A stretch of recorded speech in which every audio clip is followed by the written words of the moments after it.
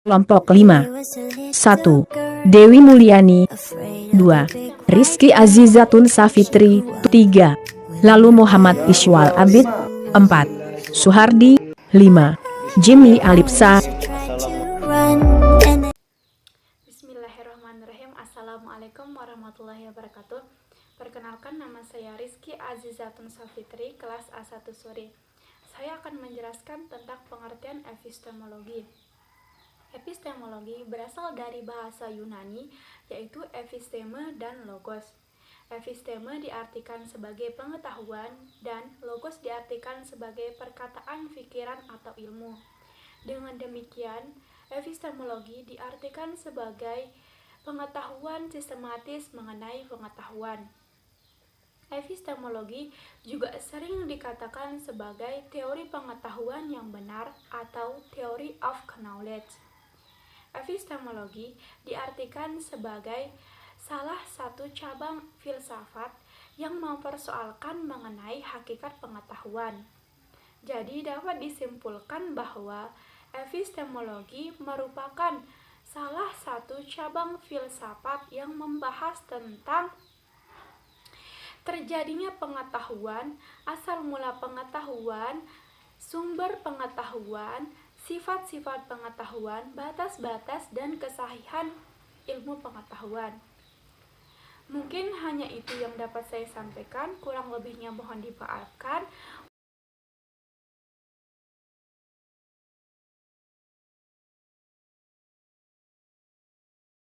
Bismillahirrahmanirrahim. Assalamualaikum warahmatullahi wabarakatuh. Perkenalkan, nama saya Suhardi, kelas A1 sore. Bersama ini saya akan menjelaskan tentang ruang lingkup epistemologi. Ruang lingkup epistemologi yang meliputi hakikat, sumber, dan validitas pengetahuan. Sedangkan Mudlar Ahmad merinci ruang lingkup epistemologi itu menjadi 6 aspek, yaitu hakikat, unsur, macam, tumpuan, batas, dan sasaran pengetahuan. M. Safudi menyebutkan bahwa epistemologi mencakup pertanyaan yang harus dijawab. Apakah itu ilmu? Dari mana asalnya? Apa sumbernya? Apa hakikatnya? Bagaimana membangun ilmu yang tepat dan benar? Semua pertanyaan itu dapat disingkat menjadi 2 masalah pokok, yaitu masalah sumber ilmu dan masalah benarnya ilmu.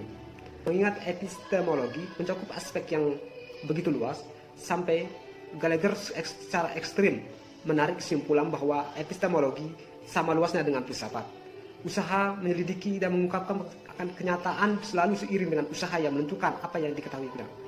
Dalam pembahasan epistemologi, ternyata hanya aspek-aspek tertentu yang mendapat perhatian besar dari para epistemolog, sehingga mengesankan bahwa seolah-olah wilayah pembahasan epistemologi hanya terbatas pada aspek-aspek tertentu, sedangkan aspek-aspek lainnya yang jumlahnya lebih banyak cenderung diabaikan. Epistemologi lebih banyak terbatas pada daratan konsepsi asal-usul atau sumber ilmu pengetahuan secara konseptual filosofis. Sedangkan Paul Suparno menilai epistemologi banyak membicarakan mengenai apa yang membentukkan pengetahuan ilmiah. Sementara itu, aspek-aspek lainnya justru diabaikan dalam pembahasan epistemologi atau setidak-tidaknya kurang mendapatkan perhatian yang layak. Sekian dari saya. Wassalamualaikum warahmatullahi wabarakatuh. Assalamualaikum warahmatullahi wabarakatuh. Perkenalkan, nama saya Lalu Muhammad Iswal Abid dari A1 sore. Saya akan menjelaskan sumber-sumber ilmu pengetahuan secara epistemologi. Ada 8. Yang pertama, alam, yaitu alam materi atau ruang dan waktu. Yang kedua, rasio dan hati, yaitu berbagai perkara yang rasional dan pikiran manusia itu sendiri. Yang ketiga, pengalaman indera, yaitu pengetahuan yang dapat dihasilkan dengan kenyataan.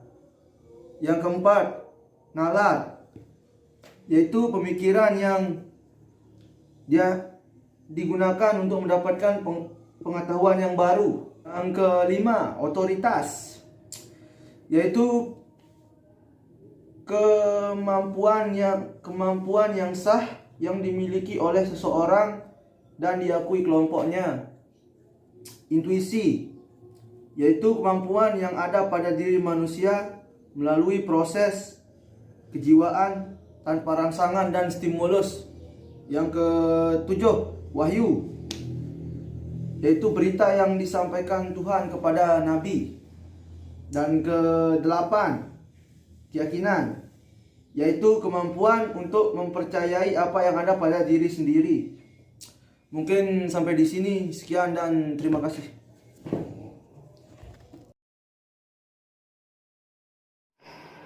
Bismillahirrahmanirrahim. Assalamualaikum warahmatullahi wabarakatuh.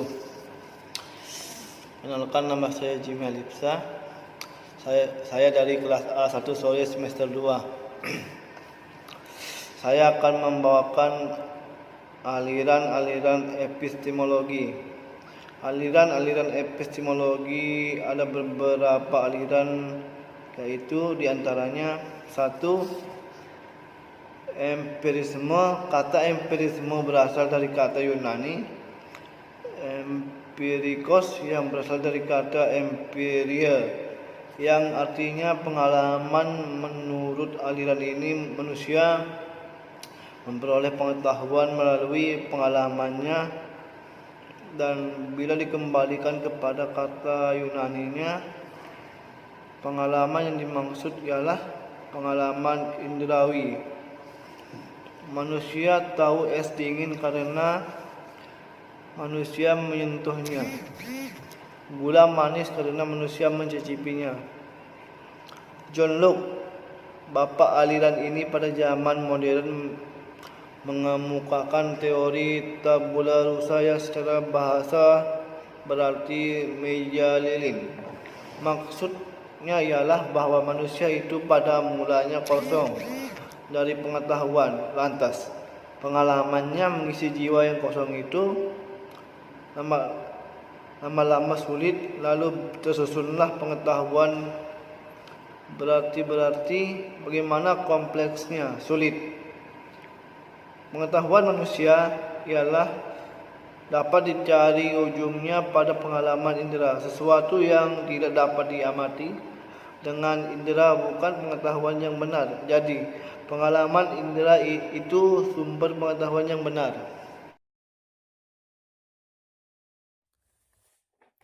Assalamualaikum warahmatullahi wabarakatuh. Perkenalkan, nama saya Dewi Mulyani. Saya akan menyampaikan kesimpulan tentang pengetahuan. Berikut disimak penjelasannya. Pengetahuan dapat diperoleh melalui beberapa hal, yaitu: 1. Pengetahuan diperoleh dari akal, yakni pengetahuan yang didapatkan melalui proses berpikir yang logis sehingga dapat diterima oleh akal. Dari sini memunculkan aliran rasionalisme. 2. Pengetahuan diperoleh dari pengalaman, yakni pengetahuan baru muncul ketika indera manusia menimba pengalaman dengan cara melihat dan mengamati berbagai kejadian dalam kehidupan. Jadi ketika manusia lahir benar-benar dalam keadaan yang bersih dan suci dari apapun. Aliran yang mempunyai paham ini adalah aliran empirisme. 3. Pengetahuan diperoleh dari intuisi, yakni pengetahuan yang bersifat personal, dan hanya orang-orang tertentu yang mendapatkan pengetahuan ini. Mohon dimaafkan. Wallahul muwaffiq wal hadi ila sabilir rasyad. Wassalamualaikum warahmatullahi wabarakatuh.